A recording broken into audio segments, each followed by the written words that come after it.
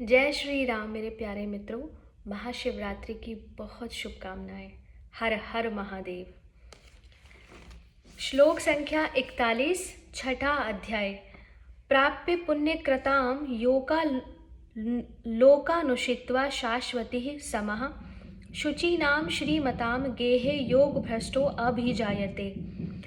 प्राप्य पुण्य कृताम लोकानुषित्वा शाश्वती समः शुचीनाम श्रीमताम गेहे योग भ्रष्टो अभिजायते। अर्थात योग भ्रष्ट पुरुष पुण्यवानों के लोकों को अर्थात स्वर्ग आदि उत्तम लोकों को प्राप्त होकर उनमें बहुत वर्षों तक निवास करके फिर शुद्ध आचरण वाले श्रीमान पुरुषों के घर में जन्म लेता है। योग भ्रष्ट किसे कहते हैं?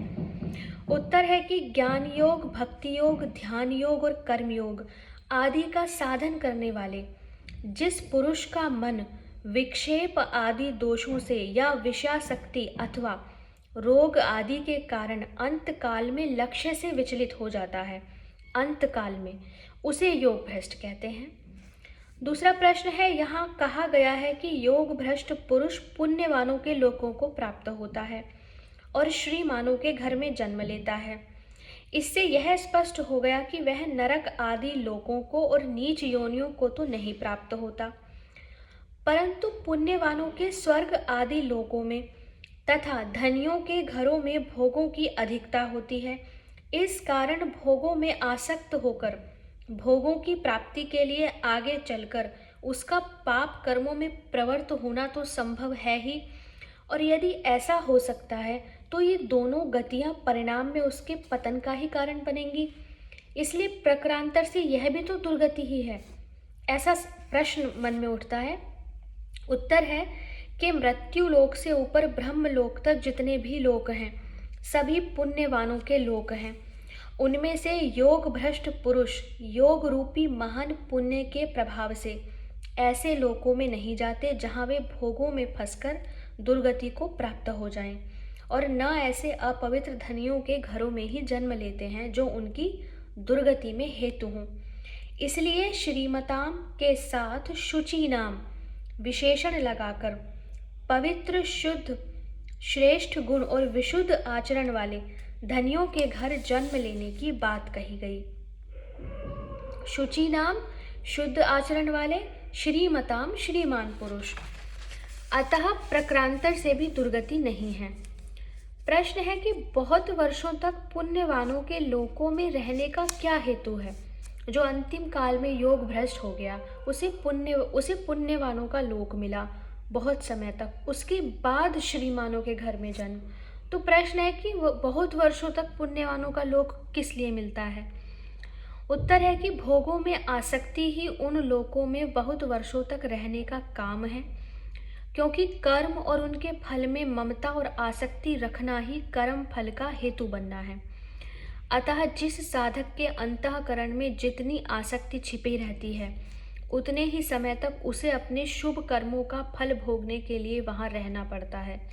जिनमें आसक्ति अधिक होती है वे अपेक्षाकृत अधिक समय तक वहां रहते हैं, और जिनमें कम होती है वे कम समय तक।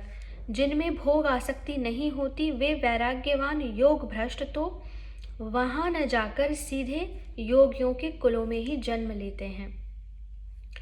साधारण योग भ्रष्ट पुरुषों की गति बतलाकर अब आसक्ति रहित उच्च श्रेणी के योग भ्रष्ट पुरुषों की विशेष गति का वर्णन करते हैं। श्लोक संख्या 42। अथवा योगिनामेव कुले भवति धीमताम एतद्धि दुर्लभतरम लोके जन्म यदीदृशम्। अथवा योगिनामेव कुले भवति धीमताम एतद्धि दुर्लभतरम लोके जन्म यदीदृशम्। अथवा वैराग्यवान पुरुष उन लोकों में न जाकर ज्ञानवान योगियों के ही कुल में जन्म लेता है, परंतु इस प्रकार का जो यह जन्म है सो संसार में निःसंदेह अत्यंत दुर्लभ है। इससे पूर्व जिनको पुण्यवानों का लोक मिला वो आसक्ति रखने वाले मनुष्य हैं, लेकिन जो योग भ्रष्ट हुए हैं अंतिम काल में, अब उन लोगों की बात होती है कि जो पुरुष योग भ्रष्ट हुए किंतु वैराग्यवान हैं। यहाँ पे अथवा से श्लोक का प्रारंभ किया गया, तो ये अथवा क्या सूचित करता है? उत्तर है कि योग भ्रष्ट पुरुषों में से जिनके मन में विषयासक्ति होती है, वे तो स्वर्ग आदि लोकों में पवित्र धनियों के घरों में जन्म लेते हैं, परंतु जो वैराग्यवान पुरुष होते हैं, वे न तो किसी लोक में जाते हैं और न उन्हें धनियों के घरों में ही जन्म लेना पड़ता है। वे तो सीधे ज्ञानवान सिद्ध योगियों के घरों में ही जन्म लेते हैं। पूर्व वर्णित योग भ्रष्टों से इन्हें पृथक करने के लिए अथवा का प्रयोग किया गया। दूसरा प्रश्न है, स्वर्ग आदि पुण्य लोकों की प्राप्ति तो सब योग भ्रष्टों को होनी ही चाहिए। वहाँ के सुखों को भोगने के बाद उनमें से कुछ तो पवित्र धनियों के घरों में जन्म लेते हैं और कुछ योगियों के घरों में। यदि हम यह भाव मान लें तो क्या आपत्ति है? उत्तर में कहा गया है कि ऐसा मानना उचित नहीं है, क्योंकि जिन पुरुषों का भोगों में यथार्थ वैराग्य है, उनके लिए स्वर्ग आदि लोकों में जाकर बहुत वर्षों तक वहाँ निवास करना और भोग भोगना तो दंड के सदृश है। जो वैराग्यवान है, वैराग्य का फल तो भगवत प्राप्ति है, और यदि वैराग्यवान पुरुषों को हम पुण्यवान लोकों, स्वर्ग आदि लोकों में भेजेंगे तो उसके लिए तो भगवत प्राप्ति में ही विलंब होगा, जो कि इसलिए ऐसा मानना ठीक नहीं। प्रश्न है, योगियों के कुलों में ऐसे वैराग्यवान पुरुष जन्म लेते हैं जो आसक्ति रहित वैराग्यवान हैं। इससे सिद्ध है कि वे योगी अवश्य ही गृहस्थ होते हैं, क्योंकि जन्म गृहस्थ आश्रम में ही हो सकता है। और धीमताम का अर्थ करते हुए ऐसे योगियों को ज्ञानी बतलाया है, तो क्या गृहस्थ भी ज्ञानी हो सकते हैं? उत्तर है कि भगवत तत्व का यथार्थ ज्ञान सभी आश्रमों में हो सकता है। गीता में यह बात भली भांति प्रमाणित है। 3 अध्याय का 20वां श्लोक, 4 अध्याय का 19वां श्लोक, 18वें अध्याय का 56वां श्लोक। अन्यान्य शास्त्रों में भी इसके अनेकों उदाहरण मिल सकते हैं। महर्षि वशिष्ठ, याज्ञवल्क्य, व्यास, जनक, अश्वपति और रैक्व आदि महापुरुषों ने गृहस्थ आश्रम में रहते हुए ही ज्ञान प्राप्त किया था। प्रश्न है कि योगिनाम पद में आए हुए योगी शब्द का अर्थ ज्ञानवान योगी न मानकर साधक योगी मान लिया जाए तो क्या आपत्ति है? उत्तर है कि ऐसा मानने से धीमताम शब्द व्यर्थ हो जाएगा। धीमताम का अर्थ है ज्ञानवान। इसके अतिरिक्त भगवान ने दुर्लभतरम पद से भी यह सूचित किया है कि ऐसा जन्म पवित्र श्रीमानों के घरों की अपेक्षा भी अत्यंत दुर्लभ है।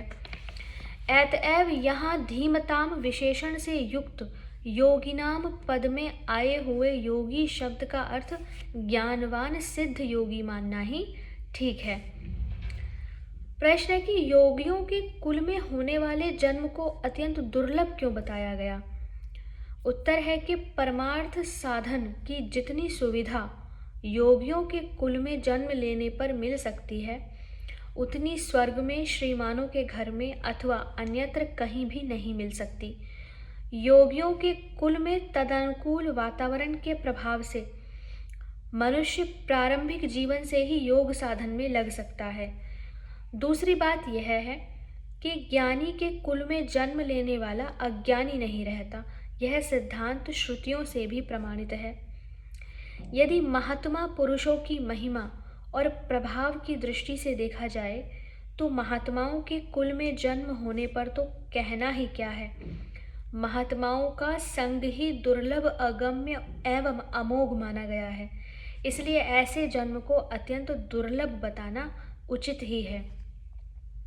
बहुत सारे हमारे जो मन में शंकाएं रहती हैं, उनके समाधान यहाँ मिल रहे हैं। योगी कुल में जन्म लेने वाले योग भ्रष्ट पुरुष की उस जन्म में जैसी परिस्थिति होती है, अब उसे बतलाते हैं। श्लोक संख्या 43। तत्र तम बुद्धि संयोगम लभते पौर्वदैहिकम यतते च ततो भूयः संसिद्धो कुरु नंदन।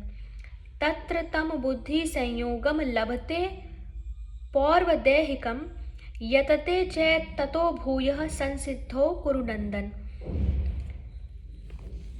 पौरदेहिकम का अर्थ है पहले शरीर में संग्रह किए हुए। तो इसका भावार्थ है कि वहाँ उस पहले शरीर में शरीर संग्रह किए हुए बुद्धि संयोग को अर्थात समबुद्धि रूप योग के संस्कारों को अनायास ही प्राप्त हो जाता है। और हे कुरुनंदन, उसके प्रभाव से वह फिर परमात्मा की प्राप्ति रूप सिद्धि के लिए पहले से भी बढ़कर प्रयत्न करता है। जो योग भ्रष्ट पुरुष है, वैराग्यवान है और जिसे योगी के कुल में जन्म मिला है, उसकी स्थिति क्या है? चूँकि उसके संस्कार पहले से ही हैं, तो वो समबुद्धि योग के समबुद्धि को अनायास ही प्राप्त हो जाता है और उस जन्म में परमात्मा की प्राप्ति के लिए उसके प्रयास पहले से कहीं अधिक बढ़कर होते हैं। प्रश्न है यहाँ तत्र पद केवल योगियों के कुल में जन्म का ही निर्देश करता है अथवा पवित्र श्रीमान एवं ज्ञानवान योगी दोनों के घरों के जन्म का? उत्तर है पिछले ही श्लोक में योगी कुल का वर्णन आ चुका है तथा उस कुल में जन्म लेने में देव आदि शरीरों का व्यवधान भी नहीं है। अतएव यहाँ तत्र पद से योगी कुल का निर्देश मानना ही उचित प्रतीत होता है। प्रश्न है तो क्या पवित्र श्रीमानों के घर जन्म लेने वाले साधक बुद्धि संयोग को प्राप्त नहीं होते? उत्तर है वे भी पूर्वाभ्यास के प्रभाव द्वारा विषय भोगों से हटाए जाकर भगवान की ओर खींचे जाते हैं। यह बात अगले श्लोक में स्पष्ट की गई है। प्रश्न है कि पहले शरीर में संग्रह किए हुए बुद्धि के संयोग को प्राप्त होना क्या है? उत्तर है कि कर्मयोग, भक्ति योग, ध्यान योग, ज्ञान योग आदि साधनों में से किसी भी साधन द्वारा जितना संभाव पूर्व जन्म में प्राप्त हो चुका है, उसका इस जन्म में अनायास ही जागृत हो जाना बुद्धि के संयोग को प्राप्त करना है। प्रश्न है कि ततः पद का यहाँ क्या अभिप्राय है?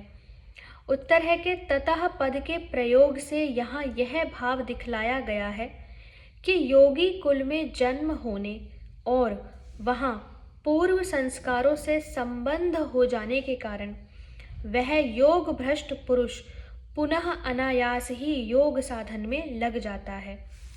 श्लोक संख्या 44 से आगे की वीडियो में पढ़ेंगे। हरे कृष्णा।